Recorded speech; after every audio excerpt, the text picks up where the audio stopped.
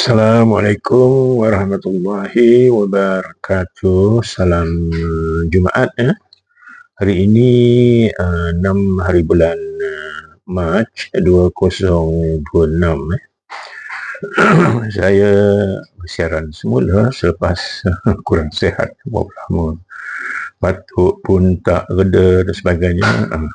Ubat dan X-ray dah buat amat segalanya pun tidak menemui sebenarnya penyakit yang katanya mungkin TB, tapi saya buat saliva test dan rupanya negatif.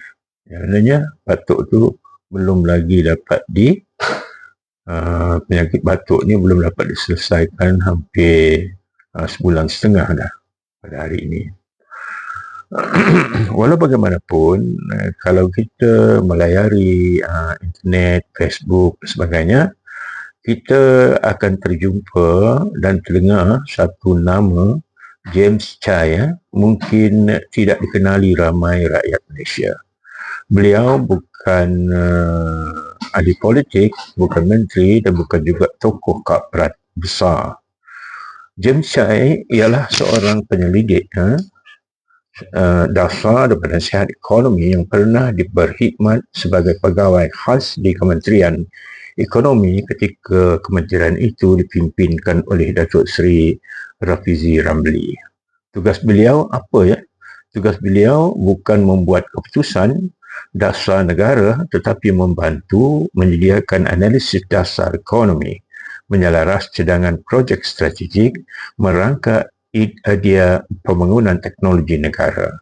Namun secara tiba-tiba je nama James Chai timbul menjadi perhatian apabila beliau dikaitkan dengan siasatan oleh Malaysian Anti-Corruption Commission yang dipimpin oleh Azam Baki. Persoalannya mudah tuan-tuan dan puan-puan.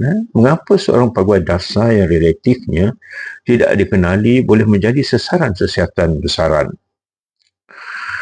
Peranan James Chai, tuan-tuan dan puan-puan, dalam projek ARMS semasa Datuk Seri Rafizi menjadi Menteri Ekonomi dalam kerajaan kepimpinan Anwar Ibrahim, Kementerian Ekonomi sedang merancang satu projek strategik bernilai sekitar RM1.1 bilion.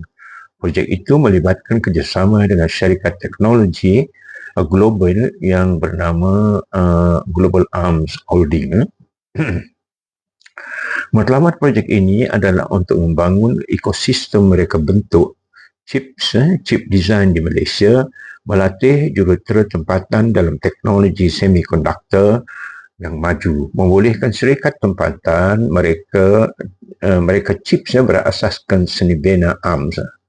James Chai adalah sebahagian daripada pasukan dasar yang membantu merangka konsep projek tersebut, menyediakan kertas cadangan, menyelaraskan perbincangan dengan pemain industri. Dengan kata lain, tuan-tuan dan puan-puan, beliau adalah pegawai teknokrat, bukan pembuat keputusan politik. Ramai pemerhati politik berpendapat bahawa James Chai bukan sasaran sebenarnya. Sasaran sebenarnya mungkin ialah reputasi Datuk Seri Rafizi Ramli. Datuk Seri Rafizi dikenali sebagai tokoh politik yang vokal tentang reformasi ekonomi, sering mengemukakan dasar baharu yang agresif, mempunyai pengaruh kuat dalam kalangan penyokong reformasi. Jika projek bernilai 1.1 bilion ini dapat dipersoalkan atau dilihat sebagai bermasalah, kesannya bukan sahaja kepada pegawai kementerian tetapi juga kepada nama Datuk Seri Rafizi itu sendiri. Dalam politik, tuan-tuan dan puan-puan, kadang-kadang cara paling mudah untuk melemahkan seorang tokoh ialah dengan mencemarkan projek yang dikaitkan dengannya, particularly character assassination. Mengapa projek ARMS sangat strategik? Untuk memahami kontroversi ini, kita perlu faham bahawa industri semikonduktor adalah jantung teknologi moden. Syarikat seperti ARM, termasuk syarikat-syarikat seperti Intel, Infineon Technologies, Texas Instruments, telah lama beroperasi di Malaysia. Namun, kebijakan koperasi mereka di Malaysia tertumpu kepada pemasangan chips, ujian chips dan pembungkusan. Bahagian yang paling bernilai dalam industri ini sebenarnya ialah reka bentuk, chips dan harta intelek teknologi. Di sini, syarikat seperti ARM memain peranan penting kerana seni bina chips mereka diguna oleh telefon pintar, pelayan awam, chips kecerdasan buat-buatan. Jika Malaysia berjaya membangun ekosistem reka bentuk chip sendiri, negara boleh melonjak daripada pusat pemasangan kepada pusat inovasi teknologi.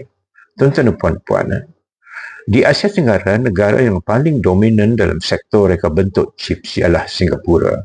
Singapura telah membina ekosistem yang sangat kuat dalam reka bentuk semikonduktor, pusat R&D chips dan syarikat reka bentuk chips global. Banyak syarikat teknologi memilih Singapura sebagai pusat operasi reka bentuk mereka di rantau ini. Jika Malaysia berjaya menjadi pusat reka bentuk chips ARM di Asia Tenggara, beberapa perkara boleh berlaku. Justru teknologi mungkin memilih bekerja di Malaysia kerana kos lebih rendah. Pelaburan reka bentuk chips mungkin beralih ke Malaysia. Malaysia boleh menjadi persaing utama Singapura dalam industri teknologi tinggi. Dalam geopolitik ekonomi, perbuatan seperti ini boleh mengubah peta persaingan teknologi serantau.